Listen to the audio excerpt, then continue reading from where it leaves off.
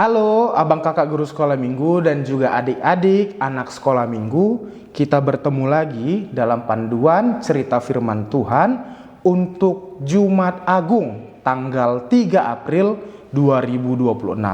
Sebelum kita membahas cerita firman Tuhan, mari kita berdoa dulu ya. Kita berdoa. Tuhan, terima kasih atas berkat-Mu. Hingga pada saat ini Engkau memberikan berkat kehidupan kepada kami. Tuhan, kami akan mendengarkan firman-Mu. Kiranya Engkau yang memberkati kami, agar kami dapat memahami firman-Mu. Inilah doa dan permohonan kami, dalam nama anak-Mu Tuhan Yesus Kristus, kami berdoa dan mengucap syukur. Amin. Iya, anak-anak sekolah minggu dan juga abang kakak guru sekolah minggu, firman Tuhan, cerita Tuhan yang akan dibawakan pada Jumat Agung diambil dari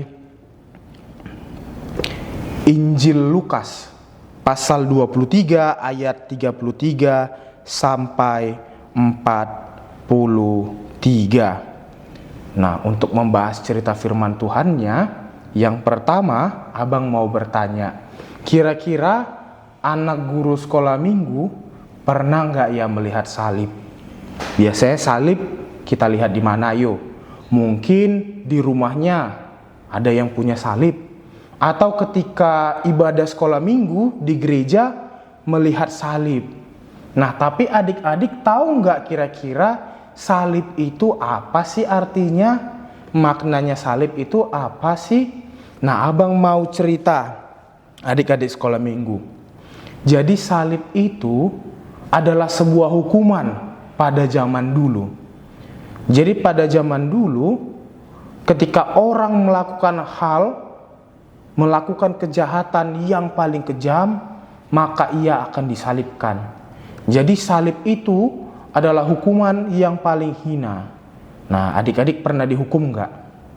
Nah, kira-kira hukumannya apa? Mungkin hukumannya ditegur sama mama papanya, atau hukumannya dicubit sedikit aja gitu ya.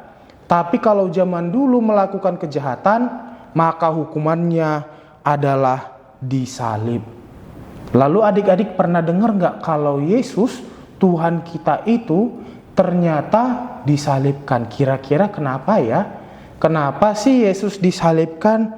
Iya adik-adik, yang pertama kita kan tahu ya, kalau kita orang berdosa. Siapa di sini yang nggak pernah melakukan dosa? Nah, siapa di sini yang pernah melakukan dosa? Nah, angkat tangannya. Abang juga pernah melakukan dosa. Nah, karena kita melakukan dosa, itu akhirnya Tuhan Allah itu pada akhirnya turun ke dunia.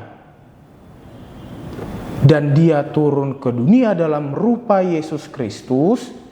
Untuk apa? Untuk dapat mempersatukan lagi hubungan kita dengan Allah.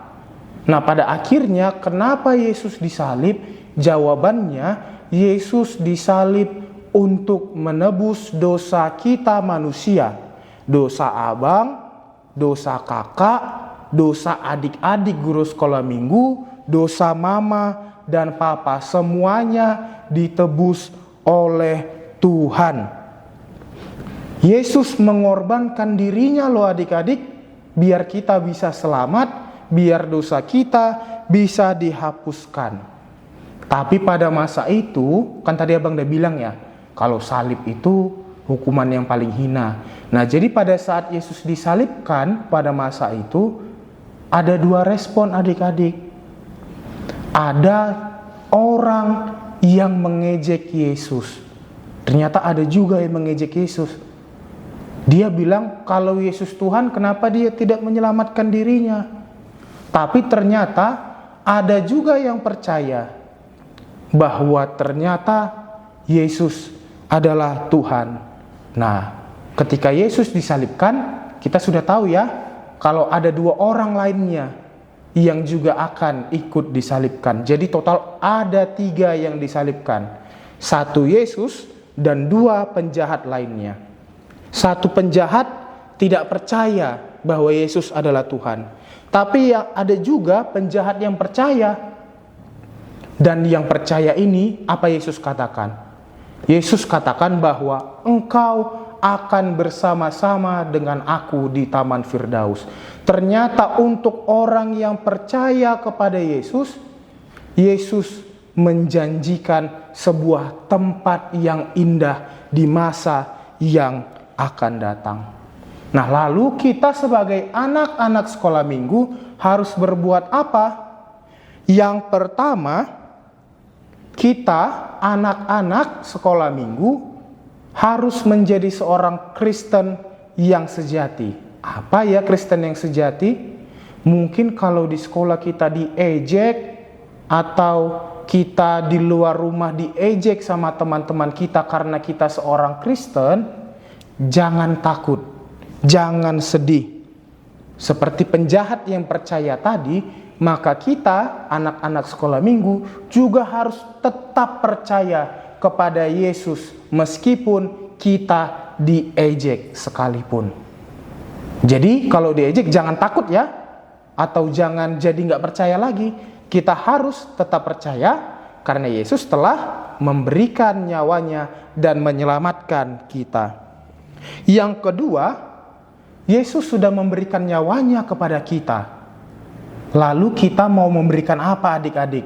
Apa respon kita untuk Yesus Tuhan kita yang telah memberikan nyawanya?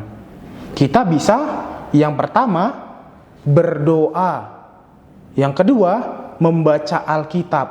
Tapi selain itu jangan lupakan juga dengan orang di sekeliling kita. Berbuat baik kepada teman, menolong teman, dan juga taat kepada orang tua.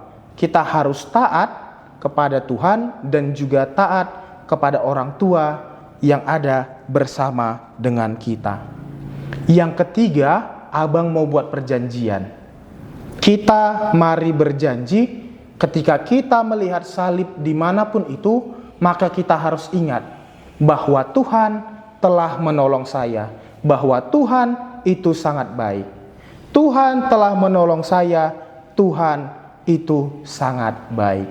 Amin, kita berdoa.